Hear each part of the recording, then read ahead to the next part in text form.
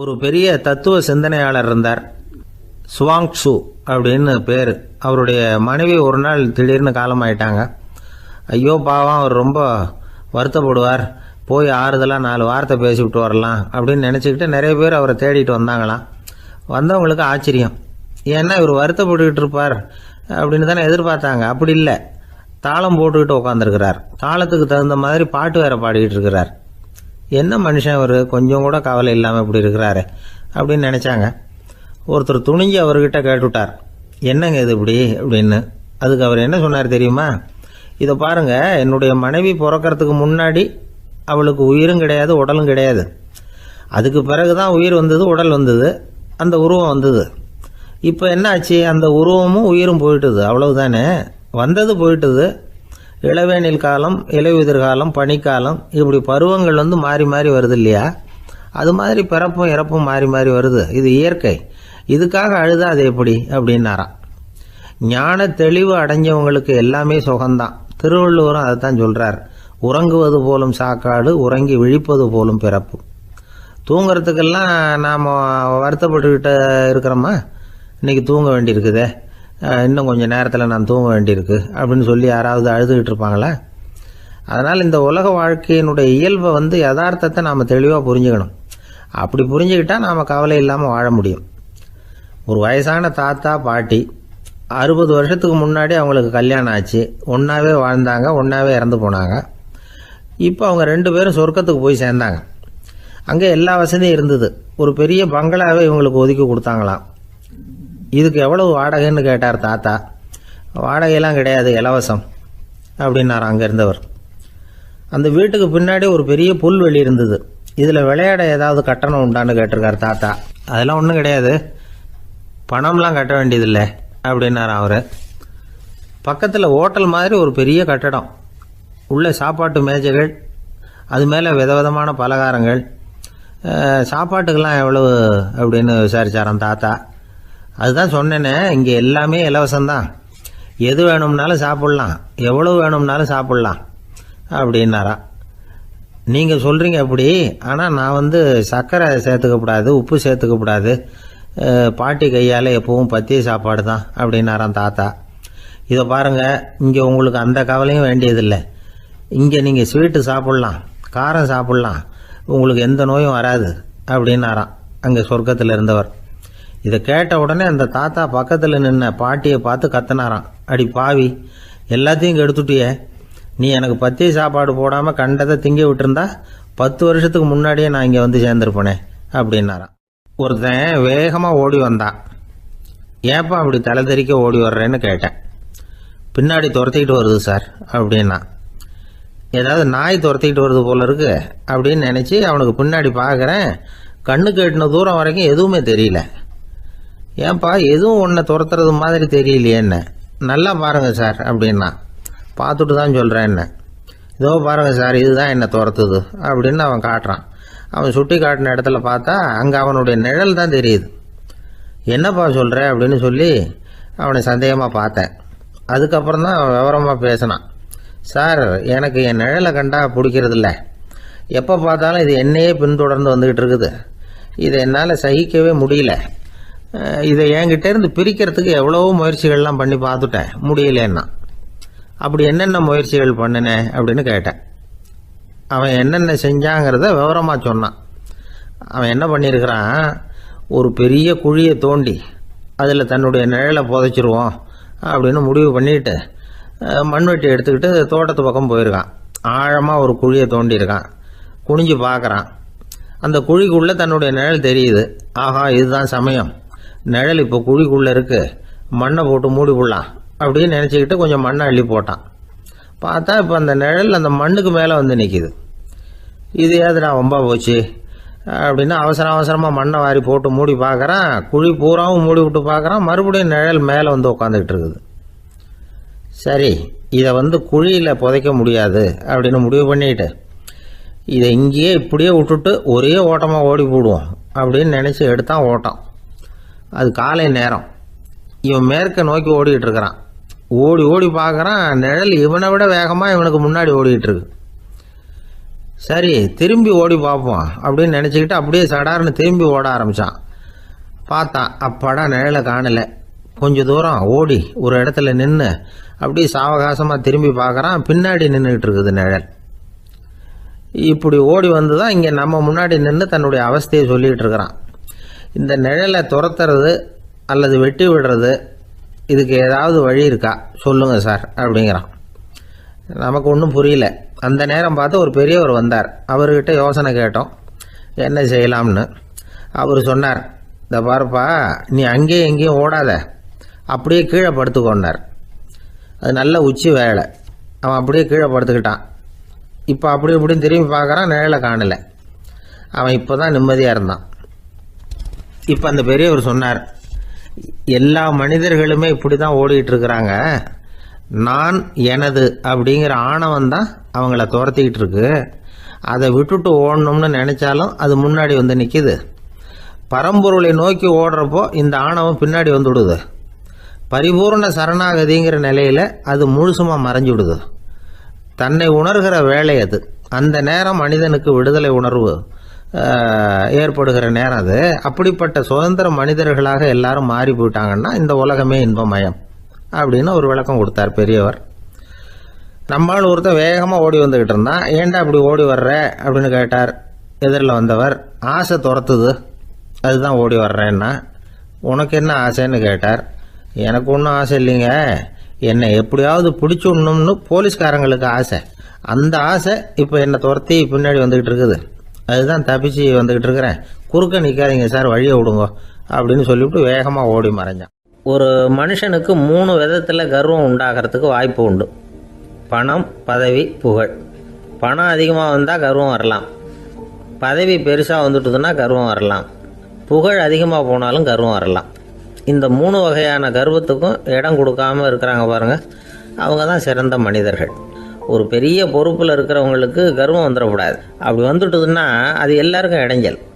ஒரு ராஜா இருந்தார். அவர் ஒரு நாள் தன்னுடைய தலைநகரத்தை சுற்றி வந்துக்கிட்டு இருந்தார். ஒரு இடத்துல ஒரு அழகான நிலத்தை பார்த்தார். ஆஹா, இந்த இடத்துல நமக்குன்னு ஒரு மாளிகையை கட்டினா எவ்வளோ நல்லா இருக்கும் அப்படின்னு நினச்சார். ராஜா நினச்சா அது முடியாத காரியமா? சரி, இந்த நிலம் யாருக்கு சொந்தம்னு விசாரிங்க அப்படின்னார் பக்கத்தில் இருந்தவங்கக்கிட்ட. அவங்கெல்லாம் ஓடி போய் விசாரித்தாங்க. அந்த இடம் ஒரு வயசான கிழவிக்கு சொந்தம், வயசான அம்மாவுக்கு சொந்தமாக.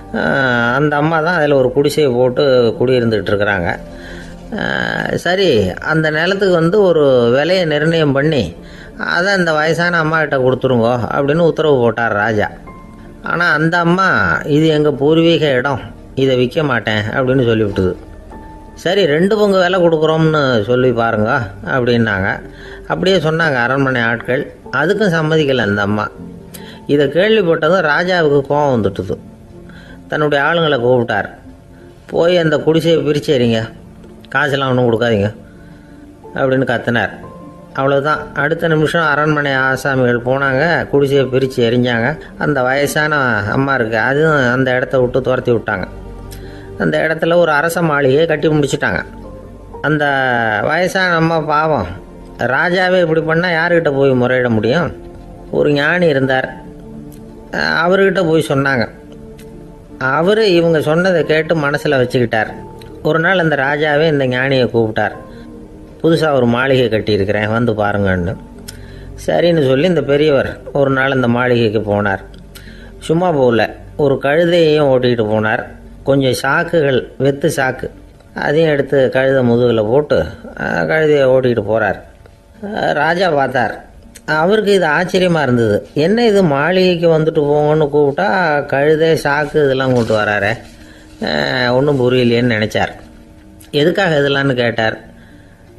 அரசருடைய தோட்டத்திலேருந்து கொஞ்சம் மண் எடுத்துகிட்டு போகிறதுக்கு ஆசைப்பட்றேன், அதுக்கு நீங்கள் அனுமதி கொடுக்கணும் அப்படின்னாரு இவர். இது என்ன வேடிக்கையான கோரிக்கையாக இருக்குது அப்படின்னு நினச்சார் ராஜா. இருந்தாலும் மண் தானே கேட்குறாரு, எடுத்துகிட்டு போகட்டுமே அப்படின்னு நினச்சார். சரின்னு அனுமதி கொடுத்தார். அந்த பெரியவர் தோட்டத்துக்கு போனார், மண்ணை வெட்டினார், சாக்கில் போட்டு நிரப்புனார். ராஜாவை கொஞ்சம் கிட்ட வாங்கன்னு கூப்பிட்டார். இந்த மண் மூட்டையை தூக்கி கழுதையோட முதுகில் வைக்கணும், கொஞ்சம் உதவி பண்ணுங்கன்னார். ஓ, பண்ணுறேனே அப்படின்னு சொல்லி ராஜா கிட்ட போனார். மூட்டையை தூக்கி பார்க்குறாரு, முடியல, திணறி போயிட்டார். இப்போ அந்த ஞானி பேசினாராம். அரசே, இந்த ஒரு சாக்கு மண்ணையே உங்களால் தூக்க முடியல. அந்த கிழவிகிட்ட இருந்து அந்த அக்கிரமமாக அபகரித்த இந்த தோட்டம் பூராவையும் சுமக்கணும்னு ஆசைப்படுறீங்களே, அது உங்களால் முடியுமா அப்படின்னு கேட்டாராம். ராஜா யோசனை பண்ண ஆரம்பித்தார். தன்னுடைய செயலுக்காக வருத்தப்பட்டாராம். அந்த வயசான அம்மாவை உடனடியாக வரவழைச்சார். தாயே, தப்பு பண்ணிட்டேன், என்னை மன்னிச்சுக்குங்க. இன்னையிலேருந்து இந்த மாளிகையும் தோட்டமும் உங்களுக்கு தான் சொந்தம் அப்படின்னு சொல்லிவிட்டாராம்.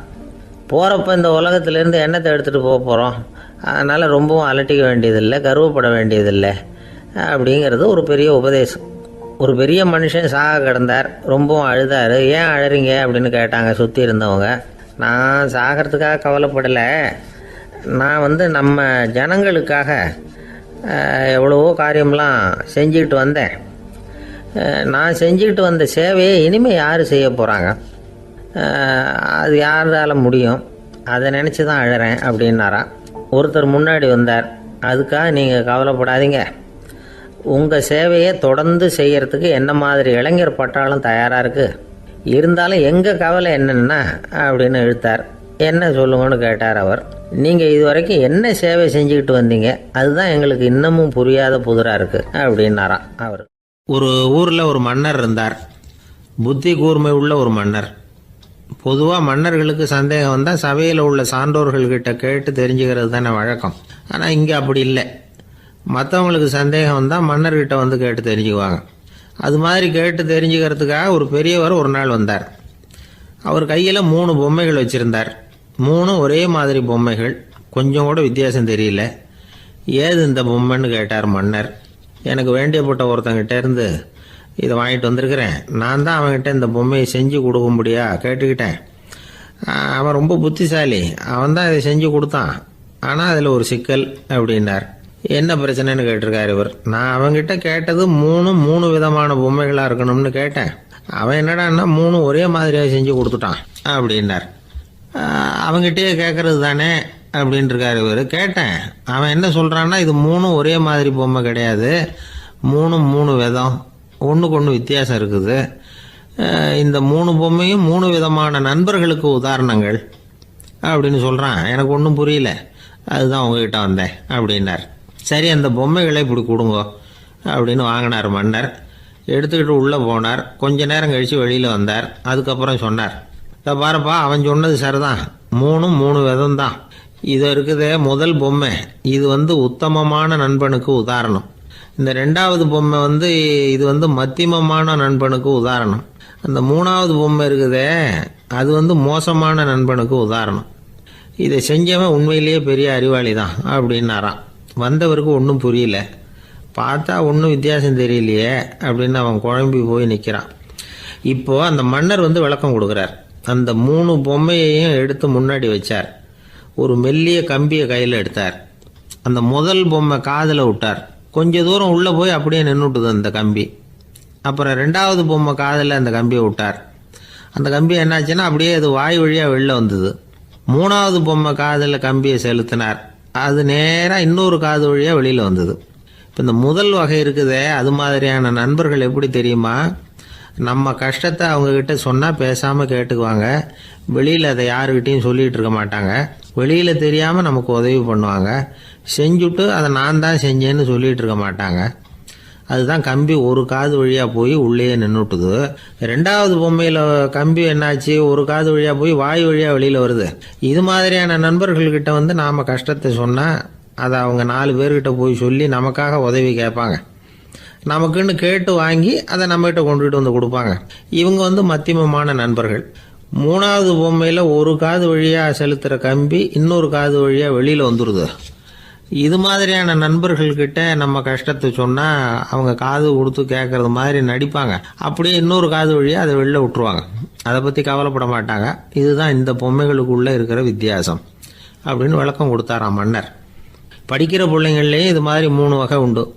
சில பேர் காதால் வாங்கி மனசில் வச்சுக்குவான். சில பேர் காதால் வாங்கி பேனாவால் எழுதி விடுவான்.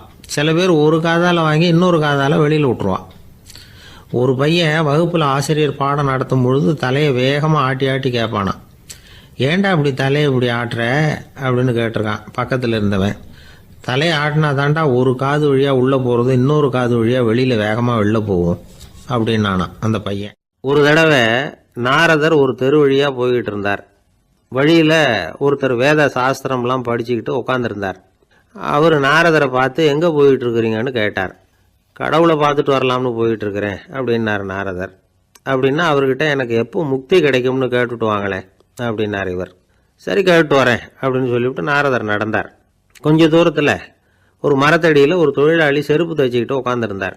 அந்த ஆளும் அதே மாதிரி கேட்டுக்கிட்டார். எனக்கு எப்போ முக்தி கிடைக்கும்னு கடவுள்கிட்ட கேட்டுக்கிட்டு வாங்களேன்னார். அவர்கிட்டையும் சரின்னு சொல்லிவிட்டு நாரதர் நேராக வைகுண்டத்துக்கு வந்து சேர்ந்தார். கடவுளை பார்த்தார். இவங்க 2 பேரும் சொல்லி அனுப்பின விஷயத்தை பற்றி கேட்டார். அதுக்கு கடவுள் சொன்னார், அந்த செருப்பு தைக்கிற தொழிலாளி உடல் நீத்ததும் உடனே என்னை வந்து அடைவான். ஆனால் அந்த சாஸ்திரம் படித்த ஆள் இப்போதைக்கு என்கிட்ட வந்து சேர மாட்டான். அவன் இன்னமும் பல பிறவிகள் எடுத்து அங்கேயே இருக்க வேண்டியிருக்குது. எப்போ இங்கே வந்து சேருவான்னு எனக்கே தெரியாது அப்படின்னார். நாரதருக்கு இதோட ரகசியம் என்னங்கிறது புரியல. எனக்கு ஒன்றும் புரியலையேன்னாரான் கடவுள்கிட்ட. சீக்கிரம் புரிஞ்சுக்குவேன், நீ திரும்பி போகிறப்போ நான் இங்கே வைகுண்டத்தில் என்ன செஞ்சுக்கிட்டு இருக்கேன்னு கேட்டால் ஒரு ஊசியின் துவாரத்தில் ஒரு யானையை கோத்துக்கிட்டு இருக்கிறேன்னு அவங்கக்கிட்ட சொல்லு அப்படின்னார் கடவுள் சிரிச்சுக்கிட்டே. நாரதர் பூமிக்கு திரும்பினார். கடவுளை பார்த்தீங்களா, எப்படி இருக்கார் அப்படின்னு விசாரித்தார் வேத சாஸ்திரம் படித்தவர். ஓ பகவானா, அவர் யானையை ஊசியின் காதில் நுழைச்சிக்கிட்டு இருக்கிறார் பார்த்தேன்னார் நாரதர். ஊசி காதில் யானையா, அது எப்படி முடியும்? நீங்கள் சொல்கிறத நான் நம்ப மாட்டேன்னு விட்டார் அவர். சரி, இந்த ஆளுக்கு இறைவன் பேரில் நம்பிக்கை இல்லை அப்படிங்கிறத நாரதர் புரிஞ்சுக்கிட்டார். அடுத்தபடியாக அந்த தொழிலாளி இருந்த இடத்துக்கு போனார். இறைவனை பார்த்தீங்களான்னு கேட்டார் அவர். பார்த்தேன், ஒரு ஊசி துவாரத்தில் யானையை கோத்துக்கிட்டு இருந்தார் அப்படின்னு சொல்லிவிட்டு நாரதர் அந்த ஆள் முகத்தை கவனித்தார். அந்த தொழிலாளி இதை கேட்டுட்டு கொஞ்சம் கூட ஆச்சரியப்படலை. அவரால் முடியாத காரியம் கூட உண்டானார். என்ன இப்படி சொல்கிற, ஊசியின் துவாரத்தில் யானையை கோக்க முடியும்னு நீ நம்புறியா அப்படின்னு கேட்டார் நாரதர். நிச்சயமாக நம்புகிறேன்னார் அவர். அது எப்படி அப்படின்னு கேட்டார் இவர். இதை பாருங்கள், நான் இந்த ஆலமரத்தடியில் தான் தினமும் உட்காந்துருக்கிறேன். தினமும் இந்த மரத்திலிருந்து எவ்வளவோ பழம் கீழே விழுது. இந்த பழத்தில் இருக்கிற ஒவ்வொரு விதையிலேயும் உள்ள ஒரு ஆலமரம் இருக்குது. ஒரு சின்ன விதைக்குள்ள ஒரு பெரிய ஆலமரம் இருக்க முடியுங்கிறப்ப ஊசி துவாரத்தில் கடவுள் யானையை நுழைய வச்சாருங்கிறத ஒத்துக்கிறதுல என்ன கஷ்டம் இருக்குது அப்படின்னு ரொம்ப சர்வசாதாரணமாக பதில் சொன்னாராம் அந்த தொழிலாளி. நாரதர் யோசனை பண்ணார். இந்த தொழிலாளி வேத சாஸ்திரங்களையெல்லாம் படிக்கலைன்னா கூட அறிவுபூர்வமாக சிந்திச்சு இறைவனை நம்புகிறான். அதனால தான் கடவுள் இந்த ஆளுக்கு சீக்கிரம் முக்தி கிடைக்கும்னு சொன்னார் அப்படிங்கிறத புரிஞ்சுக்கிட்டாராம். இந்த கதையில் வர்ற கடவுள், நாரதர், வைகுண்டம் இதெல்லாம் ஒரு பக்கம் இருக்கட்டும், ஒரு சின்ன விதைக்குள்ள ஒரு பெரிய ஆலமரம் தூங்கிக்கிட்டு இருக்கு அப்படிங்கிற உண்மை, அந்தரத்தில் 1000 கிரகங்கள் சுற்றிக்கிட்டு இருக்குங்கிற உண்மை, இதெல்லாம் நாம் பார்த்துக்கிட்டு தானே இருக்கிறோம். இந்த உண்மைகள் அதிசயமாக நமக்கு தெரியறதுனால அதை நம்பாமல் இருந்துட முடியாது. இயற்கையை பரிபூர்ணமாக நம்புங்கள், அந்த நம்பிக்கையே நம்ம வாழ்க்கைக்கு ஆதாரம் அப்படிங்கிறத விளக்கறதுக்காக தான் இந்த கதை. இந்த காலத்தில் நம்ம பிள்ளைங்களுக்கெல்லாம் இது மாதிரி நம்பிக்கை அதிகமாகவே இருக்குது. ஒரு நாள் ஒரு சின்ன பையன்கிட்ட கேட்டேன், ஏன்பா கடவுள் ஒரு பானைக்குள்ளே ஒரு யானையை நுழைய வச்சுட்டாருன்னு சொன்னால் அதை நீ நம்புவியா அப்படின்னு கேட்டோம். நம்புவேன் சார், அது ஒன்றும் பெரிய அதிசயம் இல்லைன்னா. எப்படிறான்னு கேட்டோம். எப்படின்னா அந்த பானை அந்த யானையை விட பெருசாக இருந்திருக்கும், அவ்வளவுதான் அப்படின்னு சொல்கிறான். ஒரு வயசான அம்மா தெரு வழியாக போயிட்டு இருந்தாங்க. அவங்க கையில் எண்ணத்தையோ வச்சுக்கிட்டு அதை அடிக்கடி பார்த்துக்கிட்டே இருந்தாங்க. ஒருத்தன் மெதுவாக அவங்கக்கிட்ட போய் கையில் இருக்கிறது என்ன அப்படின்னு எட்டி பார்த்தா அவங்க கையில் 4 பல்லு இருந்துதான்.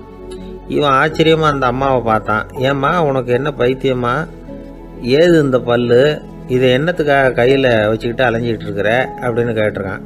அதுக்கு அந்த அம்மா விவரம் சொல்ல ஆரம்பித்தாங்களாம். இதை பாருப்பா, எனக்கு ஒரு மகன் இருந்தான், அவனை ரொம்ப செல்லமாக வளர்த்தேன். அவனை தரையிலேயே நடக்க விடுறதில்ல, எப்பவும் தூக்கி வச்சுக்கிட்டு இருப்பேன். அவன் நல்லா பெரியவனாகி பள்ளிக்கூடம் போகிறப்ப கூட அவன் புஸ்தக மூட்டையை நான் தான் சுமந்துக்கிட்டு போவேன். பார்க்குறவங்க கூட கேலி பண்ணுவாங்க, ஏம்மா படிக்க போகிறது நீயா உன் பிள்ளையான்னு கேட்பாங்க.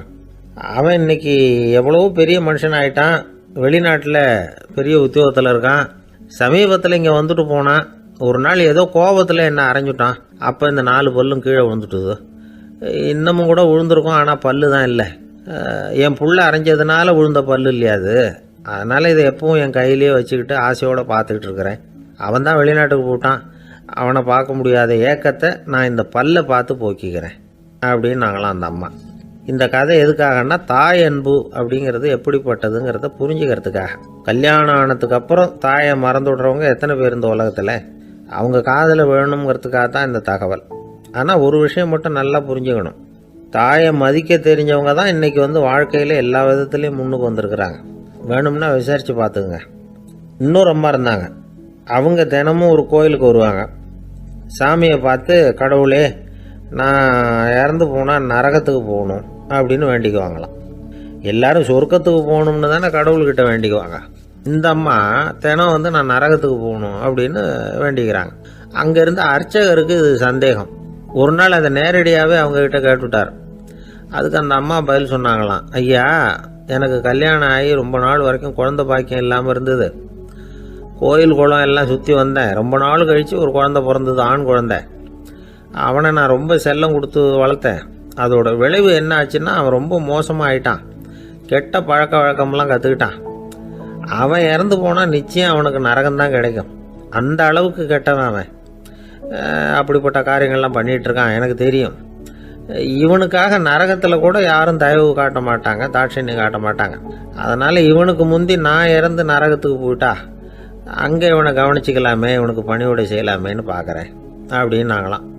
அதனால தான் நான் நரகத்துக்கு போகணும்னு தினம் ஆண்டவனை வேண்டிகிட்டு இருக்கிறேன் அப்படின்னு கண்கலங்கி அந்த அம்மா சொன்னாங்களாம். அதுதான் தாய் உள்ளம்ங்கிறது. தாயின் பெருமையை சரியாக உணர்ந்துட்டா அவங்களுக்கு எப்பவும் எந்த கஷ்டமும் வராது. இது ஏதோ உபதேசத்துக்காக சொல்கிற வார்த்தை இல்லை, உண்மையான வார்த்தை. இந்த விவரத்தையெல்லாம் நண்பர் ஒருத்தர்கிட்ட சொல்லிகிட்டு இருந்தேன். அவர் கொஞ்ச நாள் கழித்து என்னை தேடி வந்தார். அவர் கையிலேயே 4 பல்லு வச்சுருந்தார். என்னங்க ஆச்சு, ஏதுங்க இந்த பல்லு அப்படின்னு விசாரித்தோம். உங்கள் உபதேசத்தை கேட்டுவிட்டு இந்த உலகத்தில் எல்லாரையும் தாயாக நினைக்க ஆரம்பிச்சிட்டேன். ஒரு அம்மாவை கடத்தரில் பார்த்து தாயேன்னு கூப்பிட்டேன். அவங்க உடனே பலார்னு என்னை அரைஞ்சிட்டாங்க. பல்லு விழுந்துட்டுது. அதை தான் பொறுக்கி எடுத்துக்கிட்டு நேராக உங்களை தேடி வந்துக்கிட்டு இருக்கிறேன்னார். தாயேன்னு தானே கூப்பிட்டீங்க, அதுக்கே அரைஞ்சாங்க அப்படின்னு கேட்டோம். நான் தாயேன்னு கூப்பிட்டது அவங்க காதில் நாயேன்னு விழுந்துட்டு தான், அதுதான் இப்படி ஆயிட்டுது அப்படின்னார். இந்த உலகத்தில் 7 வகையான மனிதர்கள் இருக்கிறாங்களாம். டாக்டர் எட்வர்டு பாஷ் அப்படிங்கிறவர் சொல்றார். மனிதர்களோட மனோநிலை அடிப்படையில் அவங்கள 7 வகையா பிரிக்கலாம்ங்கிறார் அவர். அது எப்படி தெரியுமா? முதல் வகை பயந்த குணம் உள்ளவர்கள். சார் ரொம்ப பயந்த சுபாவம், வீட்டில் கூட வாயை திறக்க மாட்டார், சாப்பிட போறப்ப மட்டும்தான் கொஞ்சம் வாயை திறப்பார் அப்படிங்கிறோம்ல, அவங்கெல்லாம் இந்த ரகம். 2வது வகை எப்படின்னா சஞ்சலப்படுகிறவர்கள்.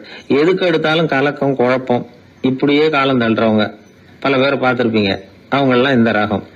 3வது வகை எப்படின்னா யதார்த்த உலகை மறந்து கற்பனை உலகத்திலேயே மிதக்கிறவங்க. இளைஞர்கள், கவிஞர்கள், இப்படி பல பேர் இருக்கிறாங்க. எப்ப பார்த்தாலும் கற்பனை உலகத்திலேயே மிதந்துகிட்டு இருப்பாங்க. கிட்டத்துல போய் என்னங்க ஒரு மாதிரியா இருக்கிறீங்களே அப்படின்னு கேட்டு பாருங்க, ஒரு அற்ப புழுவை பார்க்கறது மாதிரி உங்களை பார்ப்பாங்க. அதுவும் அந்த வானத்து நிலா என்னை வாவென்று அழைக்கிறது, எனக்கு விரைவில் ஒரு நாள் சிறகுகள் முளைக்கும், சிறகடித்து பறந்து செல்லுவேன், என் செல்ல நிலாவை கொஞ்சி விட்டு திரும்பி வருவேன், அப்படி இப்படின்னு பேச ஆரம்பிச்சிருவாங்க. கொஞ்சிறது அப்புறம் இருக்கட்டும்ப்பா, இப்ப கஞ்சிக்கு வழிய பாருடா அப்படின்னா அதை காதல வாங்க மாட்டான். 4வது வகை மனிதர்கள் எப்படின்னா தனிமை உணர்வு மிக்கவர்கள். இவங்கெல்லாம் மற்றவங்களோட சகஜமா நெருங்கி பழகிறது இல்லை, தான் உண்டு தன்னுடைய வேலை உண்டுன்னு போறவங்க. அடுத்த வீட்டுல இருக்கிறது யாருன்னு கேட்டா கூட அடுத்த வீடுன்னு ஒண்ணு இருக்கா அப்படின்னு கேட்பாங்க. அவங்க கிட்ட மேற்கொண்டு என்னத்தை பேசுறது. 5வது வகை மனிதர்கள் எப்படின்னா மற்றவர்கள் செல்வாக்குக்கு உட்பட மறுப்பவர்கள். அடுத்தவங்க செல்வாக்குக்கு இவங்க ஆட்படுறது இல்லை. நான் யார் தெரியுமா அப்படின்னு கேட்டா அதை தெரிஞ்சுக்கிட்டு எனக்கு என்ன ஆக போகுது அப்படிம்பாங்க. 6வது வகை எப்படின்னா எப்பவும் எதுலயும் பற்று இல்லாம இருக்கிறவங்க. இது ஒரு துறவு மனப்பான்மை. இயல்பாவே சில பேர் இப்படி இருக்கிறது உண்டு, அவங்களுக்கு எதுலயுமே ஒரு ஈடுபாடு இருக்காது. 7வது வகை மனிதர்கள் மற்றவங்க கவலையை தன்னுடையதான் ஆக்கிக்கிட்டு கவலைப்படுறவங்க. இவங்க மகாத்மாக்கள். தான் வேற அடுத்தவங்க வேறன்னு நினைக்கிறது இல்லை இவங்க. அப்படிப்பட்ட எண்ணம் இவங்களுக்கு வர்றதில்லை. அதனால அடுத்தவங்களுக்கு ஒரு கஷ்டம் வந்தா அதை தன்னுடைய கஷ்டமாக எடுத்துக்கிட்டு கவலைப்படுறவங்க இவங்க. ஆக கூடி இப்படி 7 வகையான மனிதர்களை அடையாளம் காட்டுறார் அந்த நிபுணர். நாம இதுல எந்த அகத்துல வர்றோங்கிறத நாம தான் அடையாளம் கண்டுபிடிச்சுக்கணும். எனக்கு தெரிஞ்ச ஒரு மனிதர் உண்டு. அவர் ஒரு வித்தியாசமான டைப்பு. எதையும் பிராக்டிக்கலா யோசிக்கிறவர். எப்பவும் அடுத்தவங்களுக்கு ஒன்றும் பண்ண மாட்டாரு. ஆனா நினைக்கிறது என்னன்னா அடுத்தவங்களும் நல்லா இருக்கணும், நாமளும் சந்தோஷமா இருக்கணும் அப்படின்னு ஆசைப்படுறவர். அவருக்கு ஒரு சமயம் திடீர்னு உடம்பு சுகம் இல்லாம போயிட்டுது. டாக்டர் கிட்டத்துல போனார், பணம் கொடுத்தார், வைத்தியம் பார்த்தார். அவரு எழுதி கொடுத்த மருந்து சீட்டை வாங்கிட்டார். மருந்து கடைக்கு போனாரு, பணம் கொடுத்தாரு, மருந்து வாங்கினார். அதை எடுத்துட்டு வீட்டுக்கு வந்தார். அதுக்கப்புறம் அந்த மருந்தை சாப்பிடணும்ல, சாப்பிடல, அப்படியே சும்மா வச்சுட்டார். அவரை பார்த்து கேட்டோம், ஏன் சார் இப்படி பண்றீங்க, வீண் செலவு தானே இது, நீங்க எதுக்காக டாக்டர் கிட்ட போய் பணம் செலவு பண்ணீங்க அப்படின்னு கேட்டாங்க. அதுக்கு சொல்றாரு, டாக்டர் வாழணும் இல்லையா அதுக்காக. சரி, அதுக்கப்புறம் என்னத்துக்கு மருந்து வாங்கினீங்க அப்படின்னு கேட்டா, மருந்து கடைக்காரர் வாழணும் இல்லையா அதுக்காக அப்படின்னாரு. சரி, அப்புறம் ஏன் வாங்கின மருந்து சாப்பிடாம வச்சிருக்கிறீங்க அப்படின்னா, நான் வாழணும் இல்லையா அதுக்காக அப்படின்னாராம் அந்த ஆள். மகாபாரத யுத்தம் முடிஞ்சது. தர்மர் சக்கரவர்த்தி ஆனார். பீஷ்மர் யுத்த பூமியில அம்பு படுக்கையில படுத்து கிடக்கிறார், உயிரை விட போறார். சூரியன் வட திசை அடையிற உத்தராயண புண்ணிய காலத்தை எதிர்பார்த்து காத்துக்கிட்டு இருக்கிறார். அந்த சமயத்துல தர்மர் கண்ணங்கிட்ட அனுமதி வாங்கிட்டு பீஷ்மரை பாக்கிறதுக்காக குருக்ஷேத்திரத்துக்கு வர்றார். தம்பிமார்கள், திரௌபதி எல்லாரும் கூட வர்றாங்க. பீஷ்மரை பார்த்து எல்லாரும் வணங்குறாங்க. யுதிஷ்டர் பீஷ்மர்கிட்ட வர்ணம், ஆசிரமம், மக்கள் கடமை, அரசருடைய கடமை, இது மாதிரி விஷயங்களை பத்தி நிறைய கேள்விகள்லாம் கேட்கிறார். அவரு ஒவ்வொன்னா கேட்டுக்கிட்டு இருக்கிறாரு. பீஷ்மரும் அதுக்கு தகுந்த பதில் சொல்லிட்டு இருக்கிறார். இப்படி பீஷ்மர் யுதிஷ்டருக்கு தர்மோபதேசம் செஞ்சுக்கிட்டு இருக்கிறப்போ திரௌபதிக்கு சிரிப்பு வந்துட்டுதான். கழுக்குன்னு அந்த அம்மா சிரிச்சுட்டாங்க. அந்த சத்தத்தை கேட்ட பீஷ்மர் தர்மோபதேசத்தை பாதியில நிறுத்தினார். திரௌபதிய பார்த்தார். மகளே, ஏம்மா சிரிச்சேன்னு கேட்டார். என்ன மன்னிச்சிருங்க பிதாமகரே, ஏதோ தெரியாம சிரிச்சுட்டேன்னாங்க அவங்க. குழந்தாய், உன்ன மாதிரியே உள்ள உத்தம பெண்கள் காரணம் இல்லாம பலர் முன்னிலையில இப்படி சிரிக்க மாட்டாங்க. வெக்கப்படாம விஷயத்தை சொல்லுன்னாரு அவர். திரௌபதிக்கு கண் கலங்க ஆரம்பிச்சு. சுவாமி, நீங்க இப்போ இவ்வளவு தர்மோபதேசம் பண்ணிட்டு இருக்கிறீங்க, இத பாக்குறப்ப எனக்கு திடீர்னு ஒரு சந்தேகம் வந்துட்டுது. அதாவது இன்னைக்கு தர்மத்துக்கு இவ்வளவு சிறந்த விளக்கத்தை கொடுக்கிற இதே பிதாமகர் அன்னைக்கு கௌரவர் சபையில துச்சாதனன் என்ன மானபங்கப்படுத்த முயற்சி பண்ணினப்போ வாய் மூடி மௌனமா பாத்துக்கிட்டு சும்மா தானே இருந்தார். அந்த சமயத்துல இவ்வளவு ஞானத்தையும் எங்க விட்டு வச்சிருந்தார்? ஒருவேளை அதுக்கப்புறம் தான் இந்த தர்ம விஷயங்களை எல்லாம் கத்துக்கிட்டாரா அப்படின்னு யோசிச்சுட்டு இருக்கிறேன். அப்படி யோசிச்சப்பதான் அந்த சிரிப்பு வந்துட்டுது, என்ன மன்னிச்சிருங்க அப்படின்னாங்களாம். பிதாமகர் இதுக்கு அமைதியா பதில் சொல்ல ஆரம்பிச்சார். குழந்தாய், உன்னோட கேள்வி நியாயமானதுதான். இதுல உன்னை நான் மன்னிக்கிறதுக்கு என்னமா இருக்கு? துரியோதனன் சபையில நான் இருந்தப்போ எனக்கு அந்த அறிவு இருக்கதான் செய்தது. ஆனா துஷ்டனான துரியோதனன் உணவை நான் அப்ப சாப்பிட்டுக்கிட்டு இருந்தேன். அவன் போட்ட சாப்பாட்டை சாப்பிட்டுக்கிட்டு இருந்தேன். அது காரணமா என்னுடைய அறிவு மழுங்கி போச்சு. நல்லது கெட்டதை பத்தி ஆலோசிக்க முடியாம போயிட்டுது.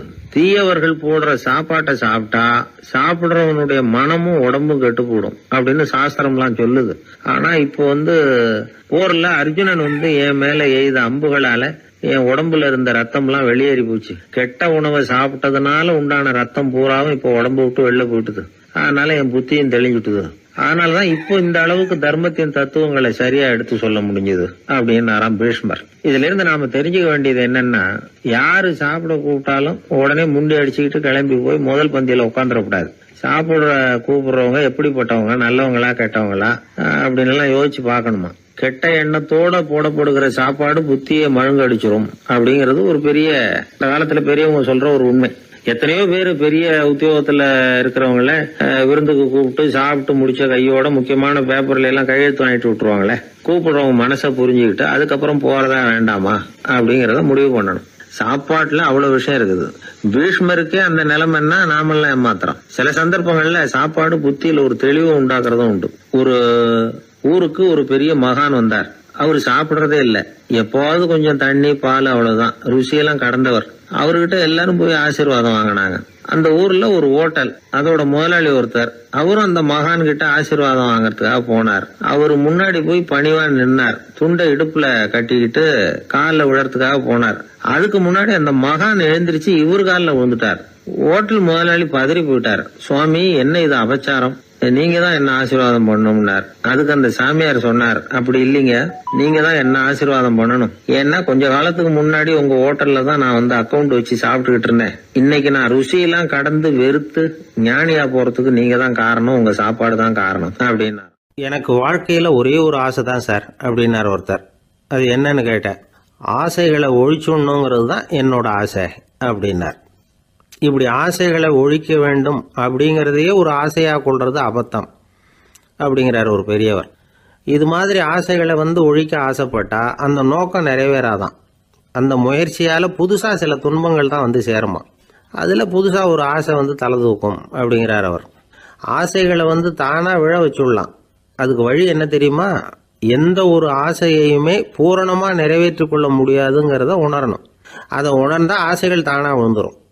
அதை விட்டுட்டு ஆசைகளை விட்டுடணுங்கிறதையே ஒரு ஆசையாக வச்சுக்கிட்டு அதுக்காக கடுமையாக முயற்சிகளையும் செஞ்சுக்கிட்டு நான் ஆசைகளை விட்டுட்டு ஞானோதயம் அடையிறதுக்கு கடுமையாக முயற்சி பண்ணிகிட்டு இருக்கிறேன் சார் அப்படின்னு சொல்லிக்கிட்டு இருந்தால் எந்த காலத்துலேயும் ஞானோதயம் வரப்போகிறதில்ல.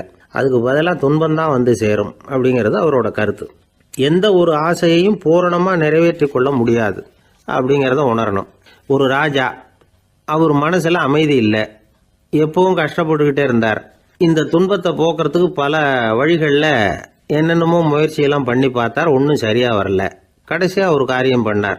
அதாவது ஒரு வேதாந்தியை தேடிட்டு போனார். அவரை பார்த்து கேட்டார், ஐயா, என்னுடைய துன்பங்கள்லேருந்து நான் விடுபடணும், அதுக்கு சுலபமாக ஏதாவது ஒரு வழி இருந்தால் சொல்லுங்களேன் அப்படின்னு கேட்டுக்கிட்டார். அதுக்கு அந்த வேதாந்தி சொன்னார், அதுக்கு ஒரு வழி சொல்கிறேன், அது மாதிரி செய். அதாவது உன்னுடைய ராஜ்யத்துக்குள்ள போதுங்கிற மனசோட வாழுற ஒருத்தனை கண்டுபிடிக்கணும். அப்படி கண்டுபிடிச்சி அவனுடைய சட்டையை வாங்கி நீ போட்டுக்கணும். அப்படி போட்டுக்கிட்டா உன்னுடைய துன்பம் தேர்ந்துடும் அப்படின்னார். உடனே ராஜாவுக்கு ரொம்ப மகிழ்ச்சி. அரண்மனையில் இருந்த அத்தனை பேரையும் ஆளுக்கு ஒரு பக்கமாக அனுப்புனார், தேட சொன்னார். போதுங்கிற மனசுடைய ஒருத்தனை கண்டுபிடிச்சி கொண்டுகிட்டு வாங்க அப்படின்னார். எங்கெங்கேயோ தேடி கடைசியாக ஒரு ஆளை கண்டுபிடிச்சாங்க. அவன் போதுங்கிற மனசோடு இருக்கிறவன் தான். ஆனால் அவன்கிட்ட சட்டை எதுவும் இல்லை. இடையில கட்டியிருக்கிற துண்டே போதுங்கிற மனசோடு அவன் வாழ்ந்துக்கிட்டு இருக்கிறான். சட்டை இருந்தாவில் ராஜா வாங்கி மாட்டிக்க முடியும். அந்த வேதாந்தி ஏன் அப்படி சொன்னாருங்கிறதுக்கான அர்த்தம் இப்போ தான் ராஜாவுக்கு புரிஞ்சுதான். இது வரைக்கும் சொன்னதெல்லாம் ஞான மார்க்கத்தை தேடிடுறவனுக்கான உள்ள தகவல். இப்போ இன்னைக்கு இளைஞர்கள் இதை கேட்டுவிட்டு நமக்கு ஆசையே வேணாம் அப்படின்னு முடிவு பண்ணிவிட்டா வாழ்க்கையில் முன்னேறவே முடியாது. நம்முடைய முயற்சிக்கு ஆசை தான் தூண்டுகோல். அதனால் இந்த ஆசையையும் அந்த ஆசையையும் போட்டு குழப்பிக்கக்கூடாது. ஆனால் ஒன்று, பேராசை நமக்கு தேவையில்லை. நாம் படுற ஆசையிலேயும் ஒரு நியாயம் இருக்கணும். ஏன்னா நம்மளில் சில பேர் நீங்கள் தான் சார் சொன்னீங்க, அதனால தான் ஆசைப்பட்டேன், அரை தான் கிடச்சிது மிச்சம் அப்படிம்பாங்க கன்னத்தை தடவிக்கிட்டே. அதனால் இப்போல்லாம் எந்த தகவலை சொன்னாலும் ரொம்ப எச்சரிக்கையாக இருக்க வேண்டியிருக்குது. ஒரு ஆள் ஒரு கடை வச்சு வியாபாரம் பண்ணிக்கிட்டு இருந்தான். அவனுக்கு ரொம்ப பேராசை, நிறைய பணம் சேர்க்கணும்னு. திடீர்னு ஒரு நாள் அவனுக்கு உடம்பு ரொம்ப சுகம் இல்லாமல் போயிட்டுது. இனிமேல் பிழைக்கிறது கஷ்டங்கிற நிலைமை. மரணப்படுகையில் இருக்கிறான். சொந்தக்காரங்கள்லாம் சுற்றி உட்காந்துருக்குறாங்க. இவன் மெதுவாக கண்ணை திறந்து பார்க்குறான். என் வீட்டுக்காரி எங்கேன்னா, இதோ இருக்கேன் அப்படின்னாங்க அந்த அம்மா.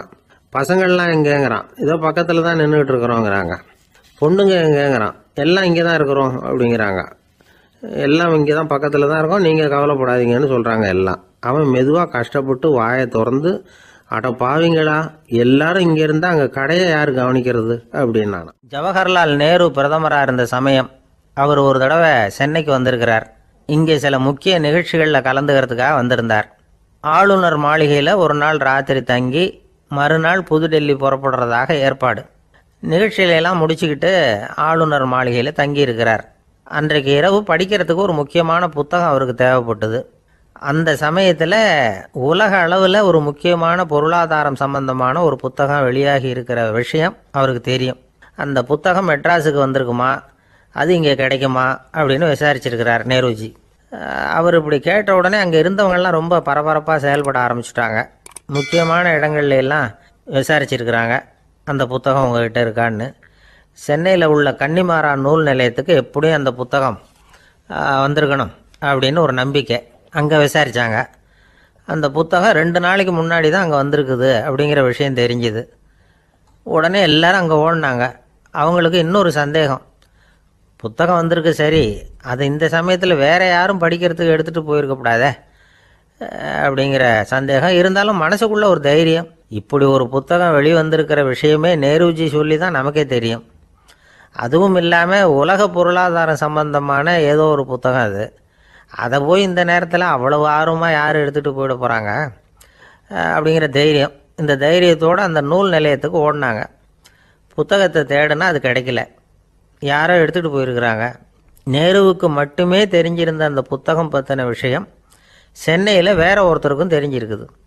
உடனே எல்லாரும் பரபரப்பாக அந்த அதுக்குன்னு இருக்கிற ரிஜிஸ்டர் இருக்குல்ல, பதிவேடு, அதை புரட்டி பார்க்குறாங்க யார் எடுத்துகிட்டு போகிறாங்கன்னு தெரிஞ்சுக்கிறதுக்காக. எடுத்துகிட்டு போனவங்க அதில் கையெழுத்து போட்டிருப்பாங்கல்ல, அதை பார்த்து யாருன்னு தெரிஞ்சுக்கலாம் அப்படிங்கிறதுக்காக தான் அதை புரட்டுறாங்க.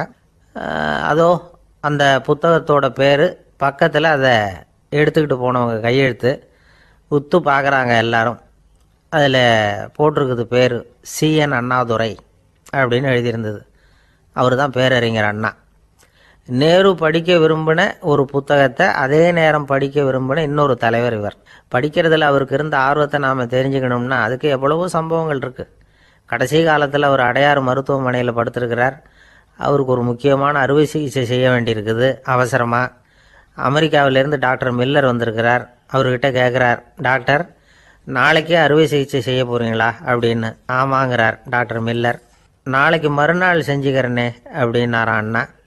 ஏன் ஏதாவது நாள் பார்க்குறீங்களான்னு கேட்டிருக்கார். இல்லை, ஒரு புத்தகத்தை படிச்சுக்கிட்டு இருக்கிறேன், அதை நாளைக்குள்ளே முடிச்சிருவேன், அதுக்கப்புறம் நான் இறந்தாலும் கவலை இல்லை அப்படின்னாரான் இவர். அவர் தான் அறிஞர் அண்ணா. சங்ககால நூல்கள்லேருந்து சமீபத்தில் வந்த நூல்கள் வரைக்கும் எல்லாம் அவர் படிச்சிருக்கிறார். ஒரு திருமண விழாவில் அவர் பேசும்பொழுது சொன்ன விஷயம் இது. சங்க காலத்தில் காதலியை மணக்க விரும்புகிறவனுக்கு அவனுடைய தந்தை வீர சோதனைகள்லாம் வைப்பார். போய் புலிப்பல்லு கொண்டுக்கிட்டு வா, அப்போ தான் என் பொண்ணை கொடுப்பேன் அப்படின்னு சொல்லுவார். காதலன் உடனே காட்டுக்கு போவான், ஒரு புலியை கொன்று அதனுடைய பல்லை கொண்டுக்கிட்டு வருவான். அதை வீர பதக்கத்தில் பதிச்சு அவனுக்கு மாமனார் சூட்டுவார் கல்யாண சமயத்தில். இப்போலாம் காதலன் கிட்ட அப்படி சொல்ல முடியாது. இப்போலாம் காதலன் கிட்ட காட்டுக்கு போய் புலிப்பல் கொண்டுக்கிட்டு வான்னு யாராவது சொன்னால் புலி தான் மாப்பிள்ளையாக வந்து சேரும் அப்படின்னார். ஆஃபீஸில் வேலை பார்க்குற ஒருத்தர் வந்தார். பேசாமல் ஒரு 10 நாள் லீவு போட்டுடலாமா பார்க்குறேன் அப்படின்னார். ஏன்னு கேட்டோம். என்னுடைய மேலதிகாரி ஒரு முசுடு சார், அவர்கிட்ட வேலை பார்க்குறது ரொம்ப கஷ்டமாக இருக்குது அப்படின்னார். ஆஃபீஸில் வேலை பார்க்குறவங்கெல்லாம் ஒரு விஷயத்தை நல்லா ஞாபகத்தில் வச்சுக்கணும். மேலதிகாரிங்கிறவர் ஒரு பெரிய மகான் இல்லை, அவரும் ஒரு மானிட பிறவி தான். சராசரி மனுஷனுக்கு உள்ள பலம் பலவீனம் ரெண்டும் அவருக்கும் உண்டு. அதனால் அவரை கொஞ்சம் அனுசரித்து போகிறதுக்கு பழகிறது தான் நல்லது. மேலதிகாரிகளில் பல வகை உண்டு. அதில் முக்கியமாக 3 வகை. அதில் ஒரு வகை எப்படி தெரியுமா? உங்களை ஒரு வேலை செய்கிற மெஷினாக மட்டுமே நினைக்கக்கூடிய வகை. இவங்கெல்லாம் எப்படின்னா, எங்கேயாவது வெளியூர் போயிருந்தா கூட அங்கேருந்து ஃபோன் பண்ணுவாங்க, அந்த வேலை என்னாச்சு, இந்த வேலை என்னாச்சு அப்படின்னு. இவங்களுக்கெல்லாம் உங்கள் நலனை பற்றியோ உங்கள் குடும்பத்தை பற்றியோ அக்கறை இருக்காது. நீங்கள் சொல்கிற யோசனை எதுவும் இவங்ககிட்ட எடுபடாது. கொடுத்த வேலையை பாரு, நீ எனக்கு புத்தி சொல்ல வேணாம் அப்படிம்பாங்க. இவங்களை அனுசரித்து போகிறதுக்கு ஒரே வழி, இவங்க எதை சொன்னாலும் சரின்னு சொல்லிவிட்டு வேலையை கவனிக்க வேண்டியது தான். இவங்ககிட்ட வேற எந்த கேள்வியும் கேட்டுக்கிட்டு இருக்கக்கூடாது. ஆமாம் சாமி போடுறது கௌரவ குறைச்சல் இல்லை, அது ஒரு அலுவலக சௌகரியம், அவ்வளவுதான். இன்னொரு வகையான மேலதிகாரிகள் எப்படி தெரியுமா? இவங்கெல்லாம் ஆஃபீஸ் வேலையை பற்றி அதிகமாக கவலைப்பட்டுக்கிட்டு இருக்க மாட்டாங்க. தங்களுடைய சொந்த இமேஜ் பாதிக்கப்படக்கூடாதுங்கிறதுலையே கவனமாக இருப்பாங்க. இவங்கெல்லாம் அடிக்கடி உங்கள் நலனை விசாரிப்பாங்க. அதே மாதிரி நீங்களும் அவரை விசாரிக்கணும்னு எதிர்பார்ப்பாங்க. இந்த ரக அதிகாரிகளுக்கெல்லாம் புது வருட வாழ்த்து அனுப்பலாம், பிறந்தநாள் வாழ்த்து அனுப்பலாம். அவருக்கு எங்கேயாவது ஒரு பாராட்டு விழா நடந்தால் முதல் வரிசையில் போய் உட்காந்து உங்கள் முகத்தை காட்டலாம். ஆஃபீஸ் வேலையை மட்டுமே பார்க்குற பணியாளர்கள் இது மாதிரி அதிகாரிகள்கிட்ட நல்ல பேர் வாங்க முடியாது. இன்னொரு வகையான மேலதிகாரிகள் உண்டு. அவங்க எப்படின்னா, ஆஃபீஸ் வேலையை பற்றியும் கவலைப்பட மாட்டாங்க, தனக்கு கீழே வேலை பார்க்குறவங்கள பற்றியும் கவலைப்பட மாட்டாங்க. எக்காரணம் கொண்டும் தன்னுடைய பொசிஷனுக்கு ஆபத்து வந்துடக்கூடாதுன்னே நினைக்கக்கூடியவங்க இவங்க. இவங்களால கடுமையான வேலை செய்யவும் முடியாது, தீர்மானிக்கவும் முடியாது. எந்த முடிவையும் எடுக்காமல் அப்படியே தள்ளி போட்டுக்கிட்டே போடுவாங்க எல்லாத்தையும். இதனால் என்ன ஆகும்னா, இவருக்கு கீழே வேலை பார்க்குற உங்களுக்கு பொறுப்பு அதிகமாகிடும். இவங்ககிட்ட போய் பிரச்சனையை மட்டும் சொல்லி பிரயோஜனம் இல்லை, அதுக்கான முடிவுகளை நீங்களே சொல்லணும். அப்போ தான் இது மாதிரி அதிகாரிகள்கிட்ட நல்ல பேர் வாங்கலாம். அட்லீஸ்ட் கெட்ட பேர் வாங்காமலாவது காலம் தள்ளலாம். ஆஃபீஸில் வேலை பார்க்குறவங்க முக்கியமாக சில விஷயங்களை ஞாபகத்தில் வச்சுக்கணும். ஆஃபீஸில் நடக்கிற நல்லது கெட்டது எதுவாக இருந்தாலும் உடனடியாக மேலதிகாரிகிட்ட தெரிவிக்கிறது நல்லது.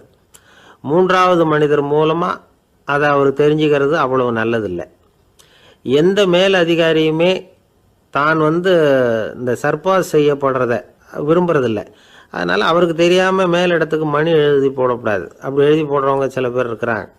நீங்களும் உங்கள் மேலதிகாரியும் தொழில் ரீதியாக ஒரே படிப்பு படித்தவராக இருக்கலாம். அப்படி இருந்ததுன்னா அட்ஜஸ்ட் பண்ணி போகிறது கொஞ்சம் கஷ்டம்தான். இதை மனசில் வச்சுக்கிட்டு நடந்துக்கணும்.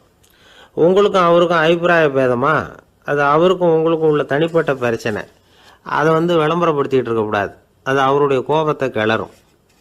உங்கள் மேலதிகாரி உங்கள் கூட படித்தவராக இருக்கலாம், அதுக்காக அவரை எல்லாருக்கும் முன்னாடி கிச்சாமி எப்படா இருக்க அப்படின்லாம் கேட்டுக்கிட்டு இருக்கக்கூடாது. பொதுவாக யாரும் அதை விரும்புறதில்லை. இவ்வளவையும் உங்கள் மனசில் வச்சுக்கிட்டு கொஞ்சம் சாமர்த்தியமாக நடந்துக்கிட்டிங்கன்னா ஆஃபீஸ் உங்களுக்கு அவஸ்தையாக இருக்காது, ஆனந்தமாக இருக்கும். ஒரு மேலதிகாரி தன்கிட்ட வேலை பார்க்குற ஒருத்தரை பற்றி ரொம்ப பெருமையாக சொன்னாராம். எங்கள் ஆஃபீஸில் எவ்வளவோ பேர் வேலை பார்க்குறாங்க, எல்லாரும் தினமும் ஏதாவது பிரச்சனைகளை சொல்லிகிட்டு இருப்பாங்க.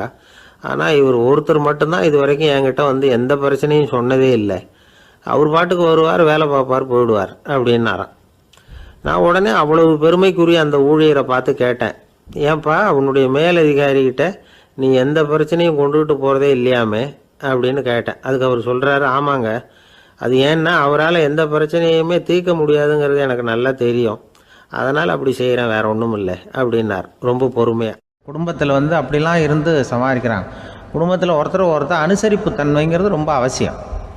கணவன் மனைவின்னா அனுசரித்து போகணும்னு சொல்லுவாங்க. அதாவது ஒரு கணவன் அதுக்காக தான் அந்த காலத்துலலாம் ஒரு வீட்டுக்கு மாப்பிள்ளை தேடுறதுங்கிறது ஒரு பெரிய குடும்பத்தை நிர்வகிக்கிற அளவுக்கு ஒரு கணவனாக வரக்கூடிய எப்படி இருக்கணும் அப்படின்னா, அந்த காலத்தில் புலி வேட்டைக்கு போகணும்.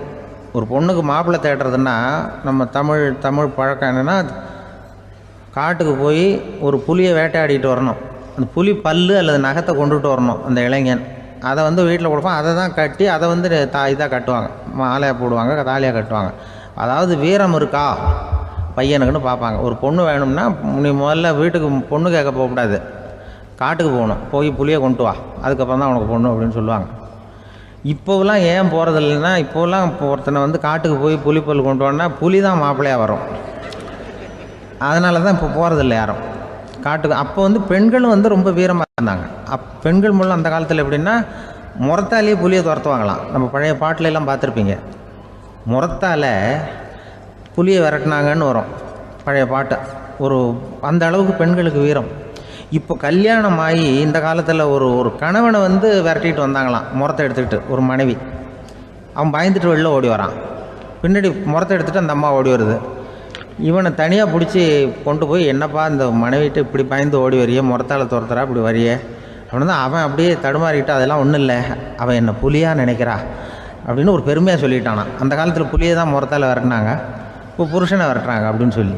அப்படி அந்த காலத்தில் கணவனுக்கு ஒரு குடும்பத்தை நிர்வகிக்கிற திறமை இருக்கா, உடல் வலிமை தான் முக்கியம். இப்போ கூட மதுரை பக்கத்தில் ஐயாவுக்கு தெரியும், அந்த இளவட்டக்கல்லுன்னு ஒரு ஊருக்கு ஊர் எல்லையில் கிடக்கும். ஊர் எல்லையில் ஒரு பெரிய கல் கிடக்கும். அந்த ஊருக்கு பொண்ணு கேட்க போகிறவங்க அந்த கல்லை தலைக்கு மேலே தூக்கி காட்டணும், அப்படியே தூக்கி தலைக்கு மேலே வசதி கீழே போடணும். அந்த வலு இருந்தால் தான் நீங்கள் அந்த ஊருக்குள்ளேயே போகலாம், பொண்ணு கேட்குறதுக்கு போகலாம், இல்லைன்னா நீ திரும்பி போக வேண்டியதான். அந்த வலிமை இருக்கா மாப்பிள்ளைன்னு பார்க்குறாங்க. இளவட்டக்கல்லுன்னு பேர். அப்போ என்ன பண்ணாங்கன்னா, ஒரு 1000 வருஷத்துக்கு முன்னாடி அந்த கல்லை தலைக்கு மேலே தூக்கி கீழே போடுவாங்களாம். ஒரு 500 வருஷத்துக்கு முன்னாடி அப்படி கொஞ்சம் தூரம் இடுப்பு அளவுக்கு தூக்கி கீழே போட்டுக்கிட்டு இருந்துருக்குறாங்க. அதுக்கப்புறம் ஒரு 100 வருஷத்துக்கு முன்னாடியெல்லாம் அப்படி முழங்கால் அளவுக்கு அப்படி தூக்கி போட்டால் போகிறோம்னு வச்சுருந்தாங்களாம். இப்போ நான் அந்த ஊருக்கு என் கூட பழனிசாமின்னு ஒருத்தர் இருக்கார். அவர் போய், உனக்கு எப்படிப்பா இந்த ஊரில் கல்யாணம் ஆச்சு அப்படின்னா, இப்போலாம் நாங்கள் தொட்டு கும்பிட்டா போகிறோம், அதை அசைக்கிறது கூட இல்லை. அப்படி ஆகிட்டுது. ஒரு குடும்பத்தை கணவனாக வரப்போகிறவனுக்கான தகுதி அந்த காலத்தில் அப்படி இருந்து தான். அப்படி கணவன் தேர்ந்தெடுக்கிறது, குடும்ப தலைவனை தேர்ந்தெடுக்கிறது ஒரு பெரிய காரியம். ஒரு பெரிய செல்வந்தர் போட்டி வச்சாராம், ஒரு நீச்சல் குளம், அதில் யார் வேணாலும் குதித்து அந்த பக்கம் போய் கரையேறலாம்.